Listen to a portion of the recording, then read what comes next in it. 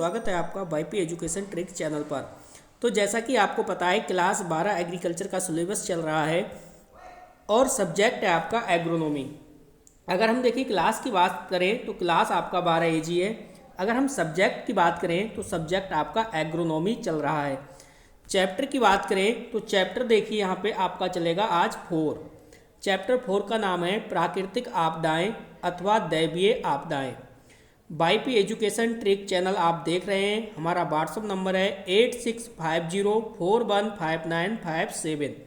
तो आपको बताना चाहेंगे कि आप हमारे चैनल पर नए हैं या अभी तक आपने हमारे चैनल को सब्सक्राइब नहीं करा है तो आप नीचे रेड कलर के सब्सक्राइब बटन पर क्लिक कर लें और बराबर में बेल आइकन की घंटी है उसको भी प्रेस कर लें। इससे क्या होगा कि जब भी हम वीडियो को अपलोड करेंगे तो उसका नोटिफिकेशन सबसे पहले आपके पास पहुंच जाएगा। तो अब हम बिना किसी देरी के करते हैं टॉपिक की शुरुआत। देखिए टॉपिक से हमारा वो है बाढ़। तो सबसे हम पहले समझेंगे कि बाढ़ है क्या। देखिए ये प्राकृतिक आपदा है। इस चैप्टर में जो भी हम पढ़ेंगे वो प्रकृति से रिलेटेड ही पढ़ेंगे। तो देखिए इसमें जो फर्स्ट हेडिंग है वो है हमारी बाढ़। बाढ़ को समझिए आप। देखिए बाढ़ जो है वो अतिवृष्टि की एक स्टेज है, एक अवस्था है जिसमें अधिक वर्षा होने के कारण निचले स्थानों पर पानी भर जाता है। यानी जब बरसात तेज़ी के साथ होगी तो जो नीचे के स्थान हैं जो आप कह सकते हो कि ऊंचे, एक स्थान होता है जो ऊंचा होता है और एक स्थान जो होता है वो खल्ला होता है। तो जो बरसात होने पे जो ये निचला वाला स्थान है इसमें पानी भर जाता है। इससे जब इसमें निचले वाले स्थान में पानी भर जाएगा फिर क्या होगा। देखिए इससे क्या होगा, नदियों का जलस्तर खतरे के निशान से ऊपर बहने लगता है। जब नदियों का जलस्तर खतरे के निशान से ऊपर बहने लगेगा तो जो आसपास के क्षेत्र हैं उनमें पानी भर जाने से तबाही की स्थिति उत्पन्न हो जाएगी। ठीक है। और जब तबाही की स्थिति उत्पन्न हो जाएगी तो आपको पता है जो आसपास जो खेत खलिहान हैं उस खेतों में जो कृषि होती है, कृषि भी आपकी नष्ट हो जाएगी। साथ ही साथ जीव जंतु व मानव भी प्रभावित होगा। तो बाढ़ के बारे में आपने समझा। बाढ़ क्या है। बाढ़ एक अतिवृष्टि अवस्था है जिसमें अधिक वर्षा होने के कारण निचले स्थानों पर पानी भर जाता है जिससे नदियों का जलस्तर खतरे के निशान से ऊपर बहने लगता है तथा जो आसपास के जो क्षेत्र होते हैं उनमें भी पानी से क्या जाती है, तबाही की स्थिति जो है वो उत्पन्न हो जाती है और इससे फसलें भी नष्ट हो जाती हैं। साथ ही साथ जीव जंतु और मानव दोनों इससे बाढ़ से प्रभावित होते हैं। ठीक। अब हम ये समझेंगे कि बाढ़ आने के कारण क्या है। तो ज़्यादा से ज़्यादा वीडियो को लाइक करिए और वीडियो की लिंक को अपने सभी दोस्तों में शेयर भी कर दीजिए ताकि हर बच्चा घर बैठे अपनी अच्छे से तैयारी कर सके। तो देखिए बाढ़ आने के कारण, अब जो हमारी हेडिंग है वो है बाढ़ आने के कारण। देखो मैंने इसमें क्या करा है, बहुत ही लिमिटेड पॉइंट लिए हैं। मैंने 5 पॉइंट लिए हैं। आप चाहें तो अपने स्तर से ज़्यादा पॉइंट भी इसमें लिख सकते हैं। तो देखो बाढ़ आने का पहला जो पॉइंट है, पहला कारण है वो क्या हो सकता है। देखो मौसमी तूफान। इसमें क्या है, मौसमी तूफान, चक्रवात व बादल फटने आदि के कारणों से। अगर ये 3 कंडीशन होती हैं, जैसे मौसमी तूफान आ जाए, चक्रवात आ जाए या बादल बादल जो है वो फटने का कारण भी बाढ़ आने का कारण बन सकता है। दूसरा है भूकंप तथा सुनामी लहरों के कारण। भूकंप और सुनामी लहरें आती हैं तो भी बाढ़ आने के कारण होते हैं। नेक्स्ट है समुद्र में ज्वार भाटा की लहरों से भी बाढ़ आ सकती है। चौथा जो पॉइंट है वो है अत्यधिक नगरीकरण के कारण भी बाढ़ का कारण है। पांचवा जो पॉइंट है वो है बांध के टूट जाने या बांधों से अतिरिक्त पानी के निकासी का कारण। तो बांध के टूट जाने या बांधों से अतिरिक्त पानी निकासी के कारण भी आपका बाढ़ आने के कारण है। तो देखिए 5 पॉइंट मैं आपको समझा चुका हूँ बाढ़ आने के कारण। अब हम आगे समझेंगे बाढ़ से हानियाँ, यानी बाढ़ आने से कौन कौन सी हानियाँ होती हैं। तो समझिए, देखो बाढ़ आने से जो हानियाँ होंगी, फर्स्ट नंबर पे हम समझेंगे कि भाई बाढ़ आने से कृषि फसलें नष्ट हो जाती हैं। हाँ बिल्कुल सही सुना आपने। जैसे ही बाढ़ आएगी तो बाढ़ से जो कृषि वाली फसलें होंगी वो नष्ट हो जाएंगी तथा अन्य वनस्पतियाँ भी प्रभावित होंगी। सेकेंड पॉइंट है मृदा अपरदन तीव्र हो जाने के कारण उपजाऊ मिट्टी बह जाएगी। मृदा अपरदन का मतलब समझिए, मृदा जो अपरदन है इसका मृदा अपरदन है किस प्रकार से होता है। देखो मिट्टी का एक स्थान से कट के दूसरे स्थान पर पहुंच जाना ही मृदा अपरदन कहलाता है। जाहिर सी बात है जब बाढ़ आएगी तो बाढ़ आएगी तो मिट्टी जो होती है वो एक स्थान से दूसरे स्थान पर कट जाएगी, वही मृदा अपरदन है। कट जाने के कारण जब मिट्टी एक स्थान से दूसरे स्थान पर चली जाएगी तो जो उपजाऊ मिट्टी है खेती के लिए वह भी बह जाएगी और नई मिट्टी जमा होने से क्या बन जाएगी, दलदल सी बन जाएगी। नेक्स्ट पॉइंट है बाढ़ के प्रभाव से पशु पक्षी तथा मानव को भी हानि होती है। बिल्कुल सही बात है, जो पशु पक्षी होते हैं उनको भी हानि होती है और मानव को भी काफ़ी हानि यानी नुकसान उठाना पड़ता है। नेक्स्ट पॉइंट है बाढ़ के आने से यातायात भी प्रभावित होता है। बिल्कुल सही बात है, जैसे ही बाढ़ आती है तो आप देखते हो जो रोड होते हैं जिनके माध्यम से अपने लोग चलते हैं या फिर जो ट्रेन वाली पटरी होती हैं ये भी धंस जाती हैं, ये भी बेकार हो जाती हैं। तो यातायात जो है वो यातायात प्रभावित होता है किससे, बाढ़ से। नेक्स्ट पॉइंट है बाढ़ से पर्यावरण भी प्रदूषित होता है। तो बिल्कुल सही बात है, पर्यावरण भी प्रदूषित होता है। अगले जो हेडिंग है, अगली हेडिंग हम समझेंगे कि उत्तर प्रदेश के बाढ़ संवेदनशील क्षेत्र कौन कौन से हैं। देखो हम यहाँ पे समझ रहे हैं मात्र उत्तर प्रदेश के, ठीक है, उत्तर प्रदेश के। तो उत्तर प्रदेश के बाढ़ संवेदनशील कौन क्षेत्र हैं वो कौन कौन से हैं समझो। उत्तर प्रदेश में शारदा, घाघरा, गंगा, गंडक व यमुना आदि नदियों के क्षेत्र में वर्षा ऋतु में बाढ़ आती रहती है। जिससे कौन कौन से क्षेत्र प्रभावित होते हैं, जिससे सहारनपुर, मुजफ्फरनगर तथा मेरठ आदि क्षेत्रों में वर्षा ऋतु में बाढ़ आती है। तो ये तो थे संवेदनशील क्षेत्र। अब हम आगे ये समझेंगे कि भाई बाढ़ पे कंट्रोल कैसे कर सकते हैं, बाढ़ पर नियंत्रण। तो देखो नियंत्रण करने के लिए आपको करना क्या है, हेडिंग है हमारी बाढ़ पर नियंत्रण। तो समझो, देखो वनों की कटाई पर रोक लगाई जाए। जो वन हम आप काट रहे हैं उन वनों पे क्या लगनी चाहिए, रोक लगनी चाहिए और वृक्षारोपण किया जाए। यानी ज़्यादा से ज़्यादा आप पेड़ पौधे लगाइए, वृक्षारोपण करिए। इससे क्या होगा, बाढ़ आने का खतरा है वो कम रहेगा। नेक्स्ट पॉइंट, अगला पॉइंट है उपयुक्त स्थानों पर बांधों का निर्माण किया जाए। तो जो उपयुक्त स्थान हैं जहाँ जहाँ पे बांधों की आवश्यकता है उन स्थानों पर बांध का जो निर्माण है वो अवश्य किया जाए, जिससे कि बाढ़ को कंट्रोल किया जा सके। नेक्स्ट पॉइंट, नदियों के अतिरिक्त पानी के निकास के लिए नालियों की व्यवस्था की जाए। देखो नदियों के अतिरिक्त पानी के निकास के लिए क्या करनी है, नालियों की व्यवस्था की जाए, जिससे बाढ़ जैसी कंडीशन उत्पन्न ना हो। नेक्स्ट पॉइंट, बाढ़ग्रस्त क्षेत्रों में बस्तियां उच्च धरातल पर स्थापित की जाए। अगला पॉइंट है बाढ़ आने की पूर्व सूचना देने के लिए भी बढ़ावा देना चाहिए। इस सेंटेंस को पूरा करना है, बाढ़ आने से पूर्व जो अधिकारी होते हैं वो पहले से सूचना दे दें। ठीक है, इस पॉइंट का ये मतलब था। नेक्स्ट पॉइंट, जिससे कि ज़्यादा नुकसान ना हो और बाढ़ आने से पहले अपने आप को एक सुरक्षित स्थान पर पहुंचाया जा सके। ये तो था बाढ़ से रिलेटेड। अब जो अगला टॉपिक है वो है भूकंप। बाढ़ और भूकंप, इस चैप्टर में दो ही टॉपिक हम पढ़ेंगे। पहला था बाढ़ और दूसरा था भूकंप, और तीसरा इसमें कुछ भी नहीं पढ़ेंगे। ठीक है, बकाया 70% का जो सिलेबस है, 70% के सिलेबस में दो ही टॉपिक हैं, ये बाढ़ और भूकंप। बकाया जो 30% का सिलेबस लेस हुआ है उसमें ही वो चला गया। भूकंप के बारे में समझिए आप। देखो भूकंप जो है वो अचानक आने वाली वह प्राकृतिक आपदा है जिसके कारण पृथ्वी पर कुछ समय के लिए कांपने, यानी जिसके कारण जो पृथ्वी है वो कुछ समय के लिए कांपने तथा हिलने लगती है। आपको पता है कि पृथ्वी कांपती भी है, हिलती भी है। कब? जब कोई भी अचानक से भूकंप आता है तब उस कंडीशन में, जिससे मकान, पुल, बांध आदि भी कांपने लगते हैं और कमज़ोर होने पर क्षतिग्रस्त हो जाते हैं। बिल्कुल सही बात है भाई। जब पृथ्वी, आपको पता है जब भूकंप आता है, जो पृथ्वी जब कांपने और हिलने लगती है तो मकान की कोई भी वैल्यू नहीं है। मकान, पुल, बांध, इनकी कोई भी वैल्यू नहीं है। अगर ये कमज़ोर होते हैं तो ये पूर्ण रूप से क्षतिग्रस्त हो जाते हैं। अब आपको ये समझना है कि भूकंप आने के कारण क्या हैं।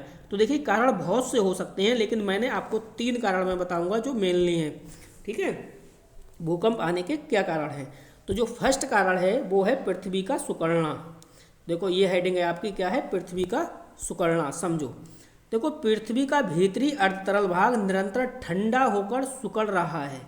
ठीक है, जिससे भूपटल दबाव पड़ने से नीचे को बैठने का प्रयत्न करता है, जिससे भूमि में क्या होने लगता है, कंपन हो जाता है। एक तो यह है भूकंप आने का कारण। दूसरी हेडिंग है आपकी पृथ्वी की आंतरिक गैसों का फैलना। क्या है, पृथ्वी की आंतरिक गैसों का फैलना भी भूकंप आने का कारण है। समझो, देखो पृथ्वी के केंद्र में ताप अधिक होने के कारण गैसें फैलने लगती हैं। जो पृथ्वी कैसी है, गोल है, ठीक है, ये मान लो केंद्र है पृथ्वी का, ये केंद्र है पृथ्वी का। तो पृथ्वी के केंद्र में क्या होगा, टेम्परेचर अधिक होने के कारण यानी ताप अधिक होगा, तो उसके कारण जो गैसें होंगी वो फैलने लगती हैं, और जब उन्हें बाहर निकलने का रास्ता नहीं मिलता है तो वे ऊपर की चट्टानों को जोर से धकेलती हैं। आप समझ गए कि पृथ्वी जो गोल है, पृथ्वी के केंद्र में क्या होगा, यहाँ पे जो टेम्परेचर है वो टेम्परेचर जब अधिक होने लगेगा तो गैसें जो फैलने लगेंगी, और जो गैसें होती हैं उन्हें बाहर निकलने का रास्ता मिलता नहीं है, तो वे ऊपर की ओर चट्टानों को जोर से धकेलती हैं और क्या आ जाता है, भूकंप आते हैं। तीसरी कंडीशन देखो, भूकंप आने का तीसरा कारण क्या है। तीसरा कारण ये है जलीय भार। समझो ये क्या है, नदी बांधों बड़े जलाशयों में जल की मात्रा अधिक होने पर नीचे की चट्टानें अधिक जलभार के कारण अपना संतुलन खो देती हैं, जिससे क्या आता है, भूकंप आता है। तो आप समझे इस हेडिंग को अच्छे से, यानी जो जलीय भार है तीसरा, उसमें आपने क्या समझा, नदी बांध बड़े जलाशयों में जल की मात्रा अधिक होने पर नीचे की चट्टानें अधिक जलभार के कारण क्या होता है, अपना संतुलन खो देती हैं, जिससे क्या आता है, भूकंप आता है। अब देखिए भूकंप से हानियां, कि भाई भूकंप से हानियां क्या हैं। देखो वीडियो को अभी तक आपने लाइक नहीं करा तो प्लीज़ वीडियो को लाइक कर दीजिए। कम से कम देखिए यूपी बोर्ड के जो स्टूडेंट हैं एग्रीकल्चर के वो बहुत कम हैं, ठीक है, इसलिए थोड़ा मोटिवेट जो होता हूँ मैं कम होता हूँ। देखिए बहुत ही कम स्टूडेंट होते हैं, 150-200 कोई स्टूडेंट होते हैं। इतनी मेहनत करने के बाद भी अगर 150-200 स्टूडेंट देख रहे हैं वीडियो को, और उनमें से मुश्किल से 30 से 40 लोग होते हैं जो लाइक करने वाले होते हैं, जो प्रॉपर मेरे चैनल से को देख रहे हैं शुरू से अब तक, और बकाया जो है वो लाइक करते ही नहीं है, इसका मतलब उन्हें कुछ भी समझ में नहीं आता। देखिए मैं तो यही कहूँगा कि आप मेरे चैनल को ज़्यादा से ज़्यादा सपोर्ट करिए, जिससे कि मैं आपको बेहतर शिक्षा दे सकूँ, बेहतर आपको टॉपिक समझा सकूँ। कम से कम 200 लोग अगर देख रहे हैं तो 200 लाइक तो होने चाहिए। चलिए समझिए भूकंप से हानियाँ क्या हैं। देखो भूकंप से हानियाँ क्या हैं, कॉमन सेंस लगाइए आप। देखो भवन तथा इमारतें क्षतिग्रस्त हो जाती हैं, जिससे जान माल की भारी हानि होती है। जैसे ही देखिए भूकंप आता है तो अपने लोग जिस मकान के अंदर रहते हैं या जिस इमारत के अंदर रहते हैं वो क्षतिग्रस्त हो जाती हैं, वो धंस जाती हैं, जिससे अपने जान माल की क्या हो जाती है, भारी हानि होती है।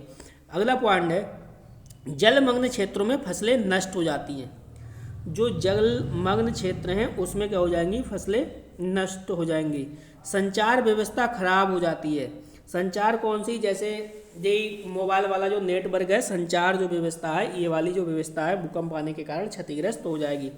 नेक्स्ट है सड़क पुल आदि क्षतिग्रस्त हो जाने के कारण यातायात प्रभावित होता है।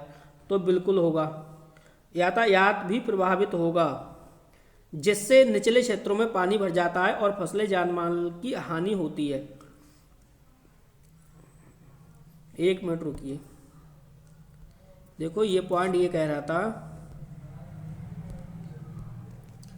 ये पॉइंट आपसे ये कह रहा था भाई, ये तो सेकंड तो ये हो गया जलमग्न क्षेत्रों में फसलें नष्ट हो जाती हैं। तीसरा ये था संचार व्यवस्था खराब होती है, भूकंप आता है तो। चौथा ये था सड़क पुल आदि क्षतिग्रस्त हो जाने के कारण यातायात प्रभावित होता है। पांचवा पॉइंट ये था नदियों के बांध टूट जाते हैं। जब नदियों के जो बांध हैं वो टूट जाएंगे भूकंप के आने से, तो क्या होगा, निचले क्षेत्रों में पानी भर जाएगा। जब पानी भर जाएगा तो फसलों व जान माल को क्या होगी, बहुत बड़ी हानि होगी। अब देखिए अगली जो हेडिंग आएगी वो आएगी भूकंप, भारत में भूकंप संवेदनशील क्षेत्र, यानी कौन से ऐसे संवेदनशील क्षेत्र हैं जिनमें ज़्यादातर भूकंप देखने को मिलता है, यानी भूकंप आता है। समझो देखो भारत में भूकंप संवेदनशील क्षेत्र हैं वो कौन कौन से हैं। देखो, हमारे देश के पर्वतीय क्षेत्र तथा, इसे तथा पढ़ना, तथा हिमालयी क्षेत्र भूकंप प्रभावित जोन है। इसमें जम्मू कश्मीर है, हिमाचल प्रदेश है, उत्तर प्रदेश है, बिहार, पश्चिम बंगाल, पंजाब, हरियाणा, दिल्ली, राजस्थान तथा महाराष्ट्र आदि जो राज्य हैं वो सम्मिलित हैं।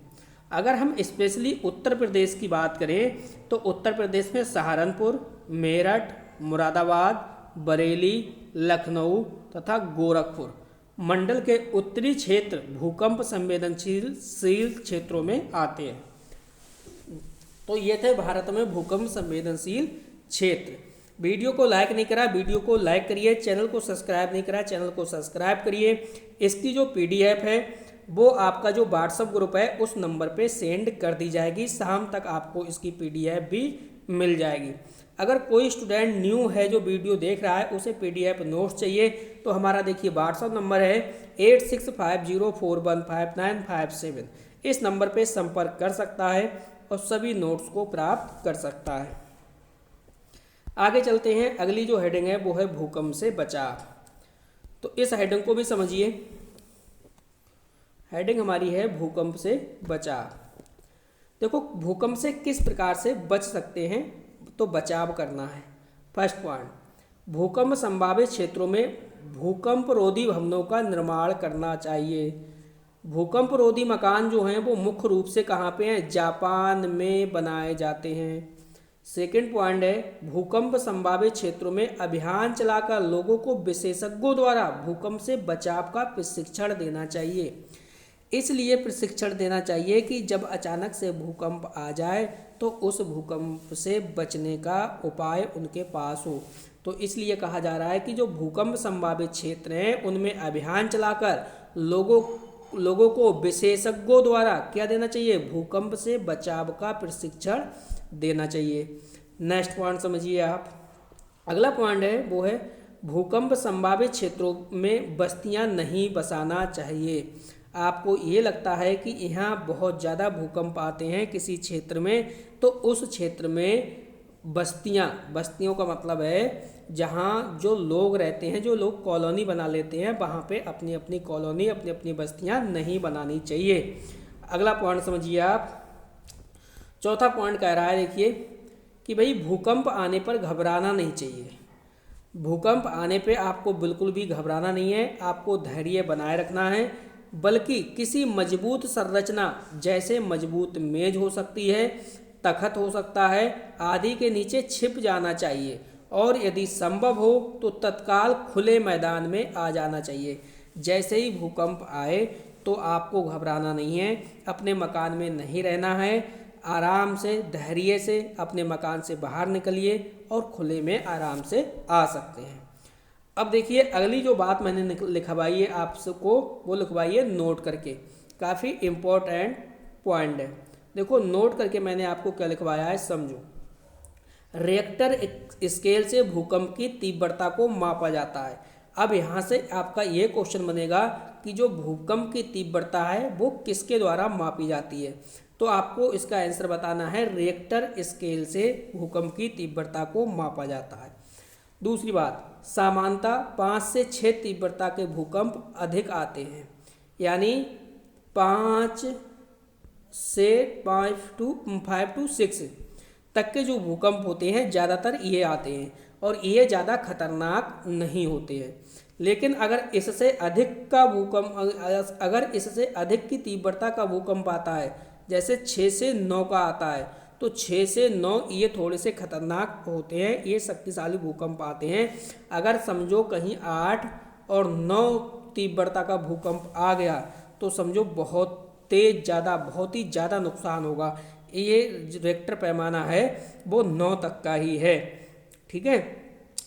तो ये थी आज की वीडियो। कैसी लगी वीडियो प्लीज़ कमेंट करिए, ज़्यादा से ज़्यादा लोग मुझे कमेंट करिए और आप अपना जो भी नोट्स वगैरह लेना चाहते हैं वो नोट्स भी ले सकते हैं और कमेंट करके ज़्यादा से ज़्यादा बताइए कि आपको जो मैं वीडियो पढ़ा रहा हूँ, वीडियो के माध्यम से जो टॉपिक्स पढ़ा रहा हूँ वो टॉपिक समझ में आ रहा है या नहीं आ रहा है। अगर और भी कोई प्रॉब्लम है तो भी आप नीचे कमेंट करिए, मैं हर स्टूडेंट के कमेंट का आंसर दूंगा।